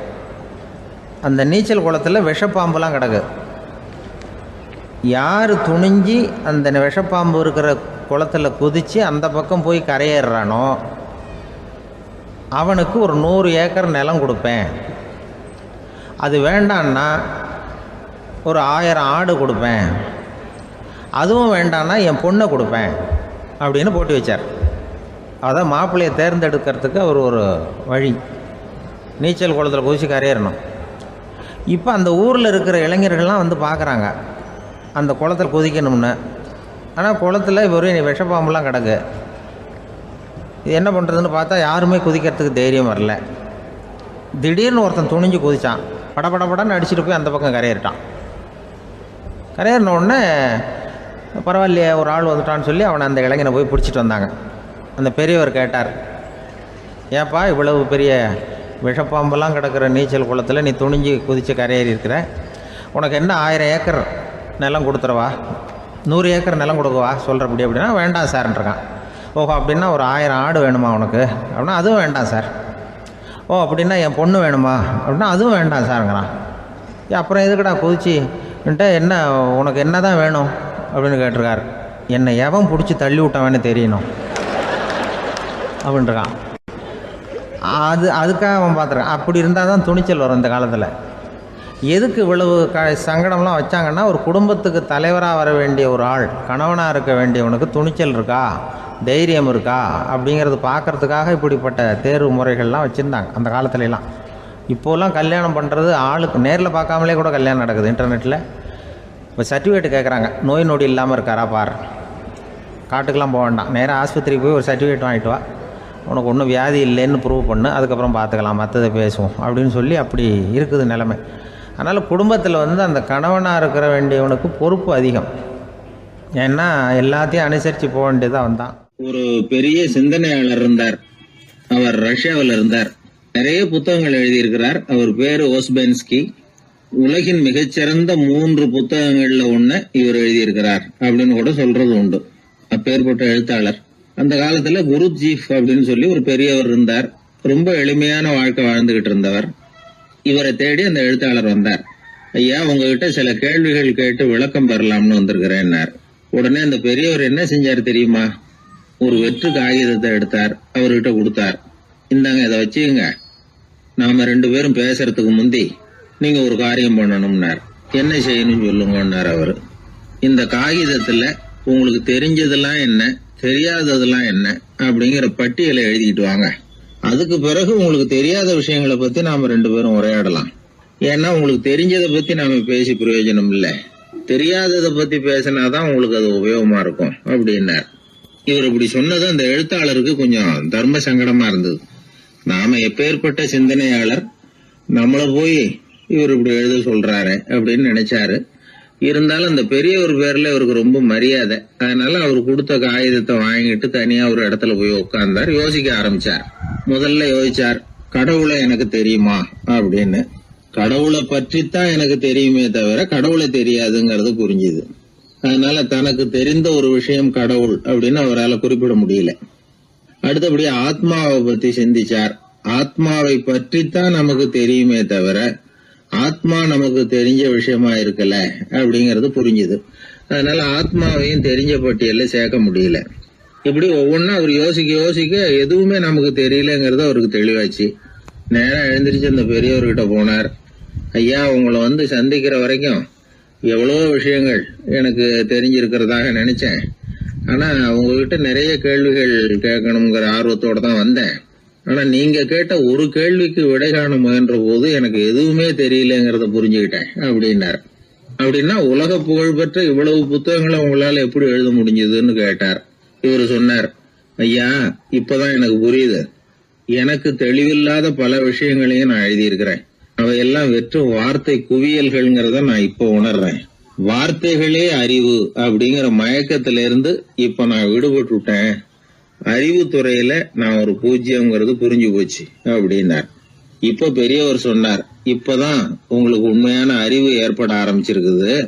எப்போ ஒரு மனிதன் தன்னுடைய அறியாமைய உணர ஆரம்பிக்கிறானோ அப்போதுதான் அறிவின் தொடக்கத்துல அடி எடுத்து வைக்கிறான் அப்படின்னார். அதுக்கு பிறகு என்னாச்சு தெரியுமா? இந்த எழுத்தாளர், சிந்தனையாளர் ஓஸ்பென்ஸ்கி புஸ்தகம் எதுவுமே எழுதலையாம், அதோட விட்டாராம். நம்முடைய அறியாமை நமக்கு புரிய ஆரம்பிச்சுட்டதுன்னா நமக்கு அறிவு வளர ஆரம்பிச்சுட்டதுன்னு அர்த்தம். அது நமக்கு புரியறது இல்லை, அதுதான் சிக்கல். ஒரு நண்பர் சொன்னார், சார், நான் எப்போ வீட்டை பூட்டி விட்டு வெளியூர் போனாலும் திருடன் பூட்டை உடைச்சு விடுறான். அதனால இப்ப புத்திசாலித்தனமா ஒரு காரியம் பண்ணிவிட்டு உங்க ஊருக்கு வந்திருக்கிறேன்னார். என்ன செஞ்சிருக்கிறீங்கன்னு கேட்டேன். வீட்டை பூட்டாமலே வந்துட்டேன் அப்படின்னார். ஒரு ஊரில் ஒரு ராஜா இருந்தார். அந்த ராஜாவுக்கு ஒரு மந்திரி. ராஜா ரொம்ப நியாயமானவர், நேர்மையானவர், கண்டிப்பானவர். தப்பு செய்கிறது யாராக இருந்தாலும் தண்டனை கொடுப்பார். வேண்டியவங்களுக்கு ஒரு நியாயம், வேண்டாதவங்களுக்கு ஒரு நியாயங்கிறதெல்லாம் அவர்கிட்ட கிடையாது. ஒரு சமயம் அரசவையில் அந்த அமைச்சரே விதிமுறைகளுக்கு புறம்பா ஏதோ நடந்துகிட்டு இருக்கார். மன்னருக்கு கோபம் வந்துட்டுது. உடனே அந்த அமைச்சரை கிட்டத்தில் கூப்பிட்டு அவர் கன்னத்தில் ஓங்கி ஒரு அறை கொடுத்துட்டாராம். உடனே அந்த அமைச்சர் என்ன பண்ணார் தெரியுமா? நேராக போனார், அங்கே நின்றுகிட்டு இருந்த இன்னொருத்தர் கன்னத்தில் ஓங்கி அரைஞ்சார். அறை வாங்கினவர் திகைச்சு போயிட்டார். இவர் ஏன் நம்மளை வந்து அறையிறார் அப்படின்னு யோசனை பண்ணார். மன்னரும் திகைச்சு போயிட்டார். நாம இவரை அரைஞ்சா அதுக்காக இவர் போய் இன்னொருத்தரை அரையணுமா அப்படின்னு யோசனை பண்ணார். இவருக்கு என்ன பைத்தியமானு கூட நினைக்க ஆரம்பிச்சுட்டார். ஆனால் என்ன ஆச்சுன்னா, அப்புறம் அமைச்சர் அவர் கவனிச்சுக்கிட்டு இருந்தாரா, அவர் இன்னொருத்தர் அரைஞ்சார் இல்லையா, அந்த அறை வாங்கின ஆசாமியை பார்த்து கத்திக்கிட்டு இருந்தார். யார்? அமைச்சர். ஏன்பா என்கிட்ட அறையை வாங்கிட்டு இப்படி விவரம் இல்லாமல் நின்றுட்டு இருக்கிறிய, நான் உனக்கு கொடுத்ததை நீ வேற யாருக்கிட்டையாவது கொடுத்துரு அப்படின்னார். உடனே அந்த ஆள் பார்த்தான், தனக்கு அடுத்தபடியாக நின்றுக்கிட்டு இருந்தவனை ஓங்கி ஒரு அறை அரைஞ்சான். அவன் கண்ணத்தை தடவிட்டே யோசனை பண்ணான். இது ஏதோ புரிஞ்சுக்கிட்ட மாதிரி அடுத்தாப்புல நின்றுக்கிட்டு இருந்தவனை அரைஞ்சான். இப்படி இந்த அறை வந்து மாறி மாறி போய்கிட்டே இருக்குது. ஊரு பூரா பிரயாணம் பண்ண ஆரம்பிச்சுட்டுது. அன்னைக்கு ராத்திரி அந்த ராஜா படுக்கிறதுக்காக போனார். அந்த நேரம் பார்த்து அவர் கன்னத்தில் பலார்னு ஒரு அறை விழுந்தது. நம்மளே அரையிறது யாரு அப்படின்னு அதிர்ச்சியோட மன்னர் திரும்பி பார்க்குறாரு. அரைஞ்சது அவரோட மனைவி. என்னாச்சு உனக்குன்னு கத்துனார் ராஜா. உங்களுக்கு தெரியாதா, ஊர் பூரா ஒருத்தர் மாற்றி ஒருத்தர் மூலமாக இந்த அறை வந்து பிரயாணம் பண்ணிட்டு வருது அப்படின்னாங்க அந்த அம்மா. அப்படின்னா ஆரம்பித்த இடத்துக்கே வந்துட்டுதா அப்படின்னாராம் மன்னர். என்ன சொல்கிறீங்கன்னு கேட்டிருக்காங்க. இவர் விவரத்தை சொன்னாராம். அப்படின்னா நீங்கள் ஆரம்பித்து வச்ச இந்த விளையாட்டை நான் முடிச்சு வச்சுட்டேன் அப்படின்னாங்களாம் அந்த அம்மா. மறுநாள் காலை மறுபடியும் அரசவை கூடிச்சு அந்த அமைச்சர் மன்னரை பார்த்து கேட்டார். என்ன மகாராஜா, என்கிட்ட கொடுத்ததை திருப்பி வாங்கிட்டீங்களா அப்படின்னாராம். இப்படி நடக்கும்னு நான் எதிர்பார்க்கவே இல்லைன்னார் மன்னர். ஆனால் நான் எதிர்பார்த்தேன். அது எங்கே போயிட போகுது, ஊர் பூரா சுற்றி கடைசியில் உங்ககிட்ட தான் வந்து சேரும் அப்படிங்கிறது எனக்கு தெரியும் அப்படின்னார் அமைச்சர். இந்த கதை வந்து வேடிக்கையாக இருந்தால் கூட இதில் உள்ள கருத்து முக்கியமானது. இந்த உலகத்தில் பல கருத்துக்கள் இப்படி தான் மாறி மாறி சுற்றி வந்துக்கிட்டே இருக்குது. நம்மளும் ஒருத்தன் தன்னுடைய நண்பன் ஒருத்தனை கடத்தரில் பார்த்தான். உடனே ஓடி போய் பலார்னு ஒரு அறை கொடுத்தானா. அவன் கண்ணத்தை தடவிட்டு ஏன்டா என்ன அரைஞ்சேன்னு கேட்டிருக்கான். நீ ஏன்டா என்னை முட்டாள்னு என் மனைவிட்ட போய் சொன்னேன் அப்படின்ட்டுருக்கான் அவன். உன்னை ஒரு முட்டாள்னு சொன்னதுக்காகவா நீ என்ன அரைஞ்ச அப்படின்னு கேட்டிருக்கான் இவன். டேய், நான் அதுக்காக அறையலப்பா, அது ஒரு பெரிய ரகசியம் நான் முட்டாளுங்கிறது. அந்த ரகசியத்தை நீ வந்து ஏன் எங்கள் வீட்டில் போய் சொன்னேன், அதுக்காக தான் அரைஞ்சேன் அப்படின்னு நான் அவன். அந்த காலத்தில் அண்ணாமலை ரெட்டியார்னு ஒருத்தர் இருந்தார். அவர் வெங்கனூர் அப்படிங்கிற கிராமத்தில் இருந்தார். அங்கேருந்து விருத்தாசலம் கோவிலுக்கு தவறாமல் போயிட்டு வந்துக்கிட்டு இருந்தார். இடையில வெள்ளாறு. அதில் ஒரு சமயம் வெள்ளம் வந்துட்டுது. இவரால் போக முடியல. அதோட விளைவு வெங்கனூர்லேயே ஒரு கோவில் கட்டணும் அப்படின்னு முடிவு பண்ணார், சிவாலயம். அந்த சமயத்தில் வடநாட்டில் பஞ்சம். அதனால் அங்கே இருந்த பல சிற்பிகள் தென்னாட்டை நோக்கி வர ஆரம்பித்தாங்க. அவங்க வெங்கனூர் வழியாக வர்றது தெரிஞ்சதும் இவர் போய் பார்த்தார். இங்கே ஒரு கோவில் கட்டணும், அதுக்கு நீங்கள் உதவணும்னார். பஞ்ச காலத்தில் இப்படி ஒரு வாய்ப்பு கிடைச்சதில் அவங்களுக்கும் ரொம்ப மகிழ்ச்சி. உற்சாகத்தோடு ஒத்துக்கிட்டாங்க. ஆலய திருப்பணி ஆரம்பமாச்சு. அவங்களுக்கு வேண்டிய எல்லா வசதிகளையும் இவர் செஞ்சு கொடுத்தார். அவங்களுக்கு எந்த குறையும் இல்லாமல் பார்த்துக்கிட்டார். அது மட்டும் இல்லை, ஒவ்வொரு நாளும் அங்கே வருவார். உங்களுக்கு என்ன வேணும் எது வேணும்னு கேட்பார். ஏதாவது குறை இருந்தால் சொல்லுவாங்க, உடனே தீர்த்து வைப்பார். இவரும் கேட்பார், எந்த குறையாக இருந்தாலும் என்கிட்ட சொல்லுங்க அப்படின்னு சொல்லுவார். அதை தவிர இவராகவே கவனிச்சும் அவங்களுக்கு என்னென்ன தேவைங்கிறத கண்டுபிடிச்சி அதையெல்லாம் வந்து கொடுத்துக்கிட்டு இருப்பார். என்ன தேவைன்னாலும் அதை நிறைவேற்றி வச்சுருவார். அந்த சிற்பிகளின் தலைவன் ஒருத்தன், அந்த ஆளுக்கு வெத்தலை பாக்கு போடுறது பழக்கம். இதை தெரிஞ்சுக்கிட்டு அதுக்காகவே ஒரு ஆளை வந்து ஏற்பாடு பண்ணார். வேணுங்கிறப்போலாம் நீ வந்து வெத்தலை சீவல் மடித்து கொடுக்க வேண்டியது உன் வேலை அப்படின்னு ஒருத்தனை ஏற்பாடு பண்ணிட்டார். இப்படியெல்லாம் செஞ்சதும் அவங்களுக்கும் ரொம்ப உற்சாகம். ரொம்ப பொறுப்பாக சிற்ப வேலைகளை செஞ்சுக்கிட்டு இருக்கிறாங்க. ஒரு நாள் என்னாச்சு தெரியுமா, அந்த சிற்பிகளின் தலைவன் ரொம்ப நுணுக்கமாக ஒரு வேலையை செஞ்சுக்கிட்டு இருக்கிறான். சாரம் போட்டு அது மேலே படுத்துக்கிட்டு அண்ணாந்து பார்த்து உச்சியில் நுணுக்கமான சிற்பங்களை உருவாக்கிக்கிட்டு இருக்கான். சிற்பியின் கவனம் செதறப்படாதுங்கிறதுனால இவர் மெதுவாக சத்தம் போடாமல் கிட்ட போய் நின்று அதை கவனிச்சிக்கிட்டு இருக்கிறார். அந்த சிற்பி வழக்கம் போல் வெத்தலை பாக்குக்காக இடது கையை கீழே நீட்டினான். அந்த சமயம் பார்த்து அவருக்கு தாம்பூலம் கொடுக்குறவன் அங்கே இல்லை, எங்கேயோ போயிருக்கிறான். அண்ணாமலை ரெட்டியார் என்ன பண்ணார் தெரியுமா, தனக்காக கொடுக்கப்பட்ட தாம்பூலத்தை வாங்கி சிற்பியின் கையில் கொடுக்குறார். அவன் வாங்கி போட்டுக்கிட்டான். இது என்ன இன்னைக்கு வெத்தலை சீவல் வேறு மாதிரி இருக்குது, வாசனை தாம்பூலமாக இருக்குது அப்படின்னு யோசனை பண்ணிவிட்டு கீழே திரும்பி பார்க்குறார். பார்த்தா ரெட்டியார் மறுபடியும் சிற்பி கை நீட்டும் பொழுது கொடுக்கறதுக்காக தாம்பூலத்தை மடித்து வாங்கி வச்சுக்கிட்டு தயாராக நிற்கிறார். சிற்பிக்கு அதிர்ச்சி. உடனே பொத்துன்னு கீழே குதிச்சான். ஐயா, என்ன இது நீங்களா அப்படின்னா. இவர் சொன்னார், நான் ஒன்றும் தப்பு பண்ணலையே, உன்னுடைய கை புண்ணியம் செஞ்ச கை, கோயில் கட்டுற கை, அந்த கைக்கு தாம்பூலம் கொடுக்கறதுல என்ன தப்பு அப்படின்னாராம். ஏற்கனவே பஞ்சத்தில் அடிபட்டு வந்த எங்களை நீங்கள் ஆதரிச்சதே பெரிய விஷயம். இந்த செயல் என்னை ஒரு பெரிய கடனாளி ஆகிவிட்டுது. ஐயா, எங்களுக்கு உணவு உடை இதை மட்டும் நீங்கள் கொடுத்தா போதும், ஊதியம்னு எதுவும் வாங்க மாட்டோம் அப்படின்னு நானும். அந்த சிற்பி எவ்வளோ வற்புறுத்தியும் எதுவும் வாங்கிக்கலையாம். இந்த செய்தியை தமிழ் தாத்தா டாக்டர் ஊவேசா சொல்லியிருக்கிறார். அந்த காலத்தில் எப்படிப்பட்டவங்கெல்லாம் வாழ்ந்துருக்கிறாங்க பாருங்கள். இந்த காலத்தில் ஒருத்தர் கோவில் கட்டினார், வேலை செய்கிற எல்லாருக்கும் சாப்பாடு போடுவார். சிற்ப வேலை செஞ்சுட்டு சாப்பிட வர்ற ஒவ்வொருத்தர் கையையும் அன்பாக பிடிச்சி முத்தம் கொடுத்து உள்ளே அனுப்புவார். அந்த கைகளுக்கு நீங்கள் கொடுக்குற மரியாதை அது அப்படின்னு கேட்டாங்க. அது இல்லைங்க, ஏற்கனவே முதல் பந்தியில் சாப்பிட வந்தவன் மறுபடியும் வர்றானான்னு கண்டுபிடிக்கிறதுக்காக கையை பிடிச்சி மோந்து பார்க்குறேன் அப்படின்னாராம் அவர். ஒருத்தர் ஒரு தவறு செஞ்சு விடுறாருன்னு வச்சுக்கோங்க. உடனே நீ செஞ்சது தவறு அப்படின்னு சொல்கிறது ஒரு வகை. அதுக்கு பதிலாக எது சரின்னு அவர் புரிந்து கொள்ள உதவி செய்கிறது இன்னொரு வகை. இந்த ரெண்டாவது வகை இருக்குது பாருங்கள், நிர்வாக இயலில் இது ரொம்ப முக்கியம். அலுவலகத்தில் வேலை பார்க்குற ஒருத்தர் முக்கியமாக தெரிஞ்சுக்க வேண்டியது என்ன தெரியுமா? சக ஊழியர்கள்கிட்ட எப்படி பழகணும், மேலதிகாரிகள்கிட்ட எப்படி பழகணும், தனக்கு கீழே வேலை செய்கிறவங்கக்கிட்ட எப்படி பழகணும், வாடிக்கையாளர்கள்கிட்ட எப்படி பழகணும், இவங்க எல்லார்கிட்டையும் செம்மையான உறவை ஏற்படுத்திக்கிறது எப்படி, இதையெல்லாம் சொல்லிக் கொடுக்குற பாடம் தான் இன்டர் பர்சனல் ஸ்கில், திறமையான உறவு அப்படிங்கிறது. எந்த வேலையில் இருந்தாலும் சரி, இந்த உறவுகளை வளர்க்கும் திறன் உள்ளவங்க சீக்கிரம் முன்னுக்கு வந்துடுறாங்க. மற்றவங்க கிட்ட உறவை பலப்படுத்திக்கிறது எப்படி அப்படின்னு தெரிஞ்சுக்கிட்டோம்னா எந்த ஒரு தடையையும் சுலபமாக தாண்டி செய்கிற தொழிலில் முன்னுக்கு வந்துடலாம். ஹார்வர்டு பல்கலைக்கழகத்தில் ஒரு கணக்கெடுப்பு பண்ணி பார்த்தாங்களாம். பார்க்குற வேலையில் எது மாதிரி குணாதிசயம் உள்ளவங்க வேகமாக முன்னுக்கு வர்றாங்க அப்படின்னு தெரிஞ்சுக்கிறதுக்காக இந்த கணக்கெடுப்பு. வெவ்வேறு துறையில் வேகமாக முன்னுக்கு வந்திருக்கிற பல பேரை சந்தித்து இந்த சர்வேயை நடத்தியிருக்கிறாங்க. அவங்க கண்டுபிடிச்சி சொல்லியிருக்கிற உண்மை என்ன தெரியுமா? ஒருத்தர் ஒரு வேலையில் இருந்தால் அது சம்பந்தப்பட்ட சப்ஜெக்ட் பற்றிய அறிவு 35% இருந்தால் போதுமா. ஆனால் உறவுகளை வளர்க்கக்கூடிய திறன், இன்டர் பர்சனல் ஸ்கில்லு 65% வேணும். இப்படி உள்ளவங்க சீக்கிரம் முன்னுக்கு வந்துவிடுறாங்களாம். அதனால் ஒருத்தருக்கு வேலை சரியாக புரியலைன்னா கூட விவரமாக மற்றவங்கக்கிட்ட பழகிறது எப்படின்னு புரிஞ்சால் போதும், அவர் முன்னுக்கு வந்துடலாம். அலுவலகங்களில் மட்டும் இல்லை, எல்லா இடங்கள்லேயும் இது ரொம்ப முக்கியம். வீட்டுக்குள்ளேயும் இது ரொம்ப முக்கியம், வீட்டுக்கு வெளியேயும் இது முக்கியம். அடுத்தவங்கக்கிட்ட பழகிறது எப்படிங்கிறத தெரிஞ்சிக்காதவன் வாழ்க்கையில் முன்னேற முடியாது. இன்றைக்கி ஆயுதங்களால் காயப்படுத்தி கொள்ளுகிறவர்களை விட வார்த்தைகளால் காயப்படுத்தி கொள்ளுகிறவர்கள் தான் அதிகம். பெரியவங்க என்ன சொல்கிறாங்க தெரியுமா? நீங்கள் இந்த பூமியில் பிறந்ததன் அர்த்தம் பூர்த்தி ஆகணும்னா அடுத்தவங்களுக்கு உதவி பண்ணுங்க. அடுத்தவங்களுக்கு உதவி செய்ய முடியாவிட்டால் கூட பரவாயில்லை, ஆனால் யாரையும் புண்படுத்தி விடாதீங்க அப்படின்னு சொல்கிறாங்க. எனக்கு தெரிஞ்ச ஒருத்தர் ஒரு அலுவலகத்தில் வேலை